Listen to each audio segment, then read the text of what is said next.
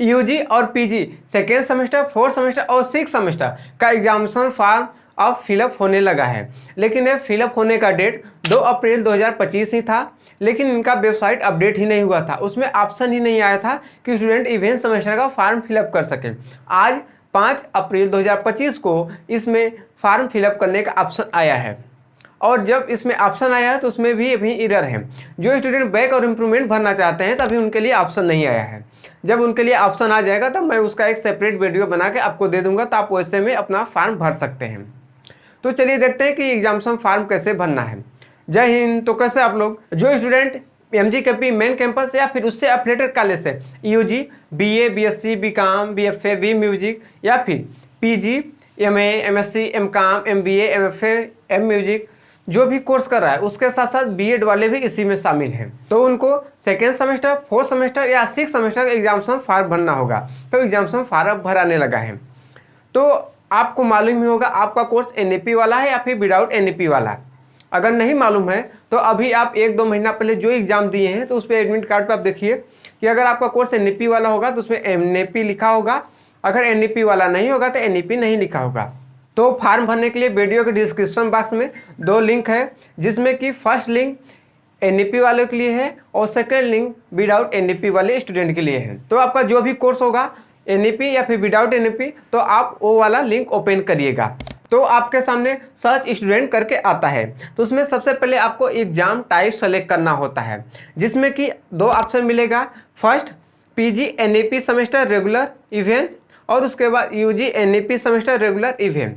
और जब बैक और इम्प्रूवमेंट का ऑप्शन आएगा तो इसी में ऐड हो जाएगा एक बैक का एक इम्प्रूवमेंट का, UG PG दोनों के लिए। तो टोटल यहाँ पे 6 ऑप्शन हो जाते हैं, लेकिन अभी के टाइम 2 ही ऑप्शन हैं। तो आप का UG या फिर PG जो कोर्स है उसको सेलेक्ट करिएगा। फिर उसके बाद कोर्स में आपका जो कोर्स है BA, BSc, BCom और जो सेमेस्टर है वो वाला सेमेस्टर कोर्स देखकर आप सेलेक्ट करिएगा। सेम वैसे PG वाले भी करेंगे। फिर उसके बाद नीचे आता है सर्चिंग, उसमें 2 ऑप्शन होता है, जिसमें कि first is roll number, second is enrolment number. तो आप जैसे भी फॉर्म ओपन करना चाहेंगे उसको आप सेलेक्ट कर लेंगे।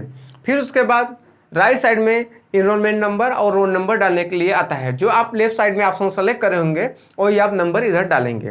फिर नेक्स्ट में मदर्स फादर फुल नेम आता है, तो आप अपने मम्मी या पापा किसी एक का फुल नेम डालिएगा जो डॉक्यूमेंट पे आपके रहता है। फिर उसके बाद एडमिशन ईयर आता है, तो उसमें 2024 मतलब 2024 सेलेक्ट करिएगा।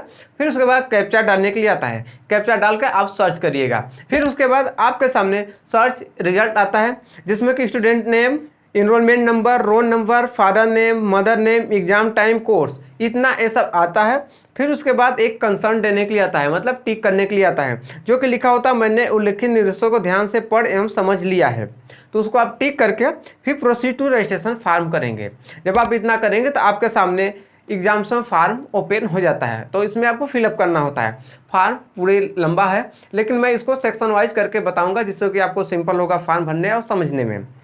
तो जो सबसे पहला सेक्शन होता है वो स्टूडेंट डिटेल का होता है, जिसमें कि enrolment number, roll number, student name, father name, mother name ये ऑलरेडी फिलअप रहता है।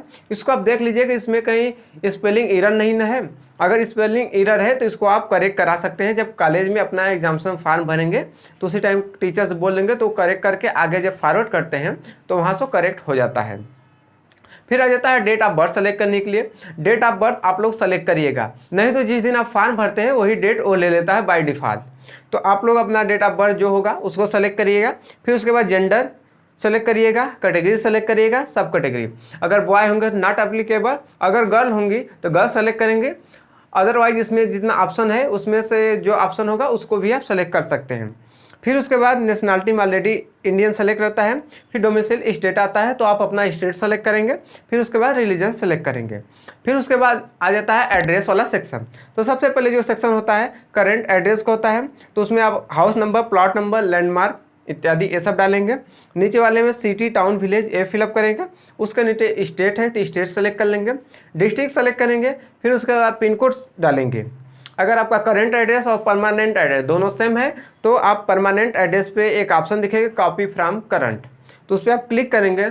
जो करंट एड्रेस आप फिलअप किए हैं सेम वही पेस्ट हो जाएगा परमानेंट एड्रेस में भी। फिर नीचे आता है मोबाइल नंबर डालने के लिए, तो जो आपका मोबाइल नंबर होगा वो डालिएगा। ईमेल आईडी डालिएगा। फिर उसके बाद मीडियम, मतलब आप पेपर किस मीडियम में देते हैं, हिंदी या फिर इंग्लिश, वो सेलेक्ट करिएगा। फिर उसके बाद आधार नंबर डालिएगा। फिर उसके बाद NAD ID आता है, अगर आपके पास NAD ID नहीं है तो उसको आप मत भरिएगा, लेकिन ABC अपार ID आपको जरूर से फिलअप करना है। तो आप पिछले सेमेस्टर में फर्स्ट, थर्ड या फिर फिफ्थ सेमेस्टर में अपना एग्जामिनेशन फॉर्म भरे होंगे तो आप अपना ABC ID, उसी को अपार ID बोलते हैं, तो आप बनाए ही होंगे। तो आप प्ले स्टोर से डिजी लॉकर ऐप इंस्टॉल करके लॉगिन करके वहाँ से अपना ABC अपार ID देख लेंगे। फिर उसके बाद उसको कॉपी करके या फिर लिख कर यहाँ पेस्ट कर देंगे या लिख लेंगे। फिर उसके बाद अब आ जाता है सब्जेक्ट पेपर का सेक्शन। तो इसमें जो टाइप, कोर्स, कॉलेज ये ऑलरेडी सेलेक्ट रहता है। फिर उसके बाद नीचे आ जाता है सब्जेक्ट और पेपर। जो आपका सब्जेक्ट होता है उसको जब आप सेलेक्ट करेंगे उसमें जितने पेपर होते हैं वो आपको शो कर देगा, और उसी में आपका माइनर भी होता है तो उसको भी आप सेलेक्ट कर लेंगे। बाकी आपका जो स्किल डेवलपमेंट या फिर जो भी कोर्स है, अगर आपको नहीं मालूम है उसमें क्या फिलअप करना है तो आप उसको कॉलेज में पूछ लेंगे। जो कॉलेज में पढ़ाया जा रहा होगा वही आप कोर्स इसमें सेलेक्ट करेंगे, मतलब वही पेपर इसमें सेलेक्ट करेंगे। फिर उसके बाद नीचे आ जाता है लास्ट क्वालिफिकेशन। लास्ट क्वालिफिकेशन में आप लोग क्या भरेंगे, क्योंकि आपका पिछले semester, first semester, third semester या फिर फिफ्थ सेमेस्टर जो आप एग्जाम दिए हैं अभी उसका रिजल्ट तो आया नहीं, तो भरेंगे क्या। तो आपको इसमें कुछ नहीं भरना है, ऑलरेडी ऑब्टेन मार्क्स और मैक्सिमम मार्क्स में 1 1 फिलअप रहता है, तो आपको वैसे ही सेम रहने देना है, 1 1 जो फिल है उसी को सेम वैसे ही। फिर उसके बाद नीचे फोटो और सिग्नेचर होता है, जो कि पिछली बार रहा है, सेम वही पूरे एक कोर्स में चलेगा। आप फॉर्म को ऊपर से नीचे तक 1 से 2 बार मिला लीजिए, कहीं कुछ गलत नहीं ना फिलअप हो गया है, क्योंकि जब आप सेव फॉर्म कर देंगे तो आपको एडिट करने या फिर करेक्शन डेट का कोई ऑप्शन नहीं मिलता है। अगर बाय द वे आपसे कोई मिस्टेक हो जाता है, गलत फॉर्म फिलअप कर देते हैं, जब ये फॉर्म कॉलेज में लेकर जमा करेंगे तो वहाँ पर टीचर से बोल के उसको करेक्ट करा लेंगे। तो आप ये मिलाकर कैप्चा डालकर सेव फॉर्म करिएगा। फिर उसके बाद डाउनलोड PDF आएगा, प्रिंट PDF आएगा, तो वहाँ से आप डाउनलोड कर लेंगे। तो आपके पास ये डाउनलोड हो जाएगा, जो कि 4 पेज में होता है, आपको मालूम ही है। एक student copy, college copy, university copy और एक जो होता है कि डिक्लेरेशन होता है, इसको प्रिंट करा लेंगे। और इसके साथ साथ क्या डॉक्यूमेंट लगेगा कॉलेज के ऊपर डिपेंड करता है। बहुत सारे कॉलेज ऐसे होते हैं कि उसमें हर सेमेस्टर में एडमिशन कराना होता है, तो वो सबसे पहले स्टूडेंट अपना एडमिशन कराएंगे, फिर उसके बाद एक फार्म का उनके कॉलेज में सबमिट होता है। तो जनरली आधार कार्ड और फीस रसीद लगता है, बाकी ये डिपेंड करता है कॉलेज वाले क्या क्या डॉक्यूमेंट लेते हैं। तो इस प्रोसेस से आप अपना एग्जामिनेशन फॉर्म फिलअप कर लीजिए। बाकी आपको एग्जामिनेशन फॉर्म फिलअप करने में कोई दिक्कत आता है तो कमेंट सेक्शन में कमेंट करके पूछ सकते हैं, तो उसका रिप्लाई आपको जरूर से मिलेगा। लेट रिप्लाई मिलेगा लेकिन आपको जरूर से रिप्लाई मिलेगा। अगर आप फास्ट रिप्लाई चाहते हैं तो MJKVP वाला टेलीग्राम चैनल ज्वाइन कर लीजिए, वहाँ से आपको स्टूडेंट ही आपको रिप्लाई कर देंगे, तो जिससे आपकी प्रॉब्लम जो है कि सॉल्व हो जाएगा। तो मिलता हूँ नए वीडियो में नए टॉपिक के साथ, तब तक जय हिंद, जय भारत।